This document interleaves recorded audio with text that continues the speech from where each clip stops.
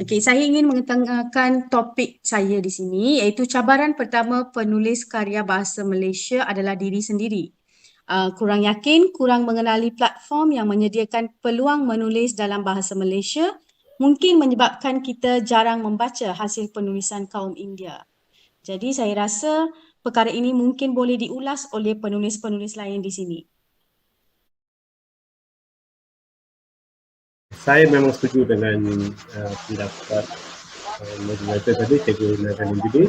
Memang kita lah merupakan penghalang ya, di mana ramai yang mereka tanya-tanya, boleh tak, adakah saya ini seorang penulis, bolehkah saya, mampukah saya menghasilkan penulisan. Jadi ramai, dan lepas tu selepas saya menulis, mampukah saya menyiarkan ataupun menerbitkan, jadi dari apakah sumber. Okay?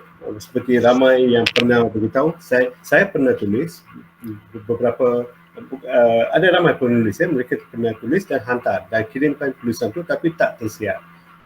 Jadi ini semua menjadi satu kekangan dan satu halangan pada mereka.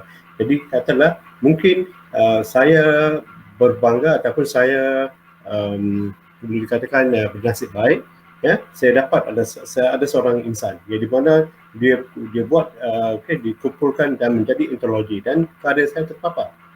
Dan ini merupakan ramai tanya, kamu menulis ni, Anajura ni siapa? Okay? Jadi mungkin ya mereka tidak mendapati ataupun tidak berpeluang untuk berjumpa dengan seorang yang betul. Ada ulasan lain dari penulis lain? Ya, sangat betul apa yang dicakapkan itu. Apa yang saya rasa pun sama. Jadi apa yang saya cadangkan adalah kita mesti sama-sama menyokong. Sama ada dari segi macam pada hari ini, sekiranya penerbitan tidak boleh menerbitkan karya kita, sebab itu adalah satu kekangan. Jadi kita mesti berusaha dan bekerja sama untuk membantu untuk menerbitkan karya kita. Sama ada dari segi kos, penyokongan karya, pembentukan antologi, dan juga kerjasama untuk pembincangan macam yang Cikgu Utaya lakukan sekarang. Kita melakukan sama-sama pembaca beta untuk mewujudkan karya yang bermutu. Sebab kita tidak mahu sebagai pengkritik ataupun sebagai orang yang ingin menerbitkan karya, kita tidak mahu menerbitkan karya-karya sampah. Kita mahu menerbitkan karya-karya yang boleh membuatkan orang sedar. Jadi itu saya harap kita sebagai penulis-penulis dalam pelbagai ideologi, pelbagai genre kita bekerja sama. Jadi saya amat menyokong. Soalan ini saya amat bersetuju dan saya sokong. Kita mesti bekerja sama untuk mewujudkan suatu platform, sama ada dari segi kos ataupun dari segi karya. Mungkin yang lain boleh bahu berkongsi. Sebab apa ni, Cikgu Nagindini menyatakan bahawa pencabar utama, cabaran nombor satu untuk menjadi penulis bukan orang lain tapi diri sendiri. Memang diri kita sendiri yang menjadi masalah utama, cabaran utama, kerana diri saya sendiri, saya akan mula menulis draft, tetapi draft saya terkumpul kerana saya selalu saya rasa saya tidak mengagihkan masa untuk menulis.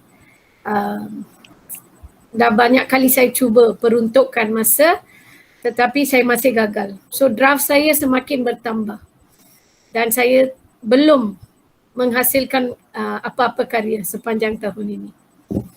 Memang saya setuju penulis adalah penghalang besar untuk diri sendiri dalam menulis. Kerana kita perlu membaca. Bila kita tidak membaca, karya kita akan jadi lemah. So apa yang kita menulis tidak akan sampai kepada pembaca kita. Secara tidak langsung pembaca tidak dapat memahami apa yang kita nak sampaikan. Di sini menunjukkan karya kita, kualiti rendah karya yang dihasilkan. Mungkin kita sebagai penulis boleh cuba mencari jaringan dan jalinan untuk berkongsi idea ataupun mendapat lebih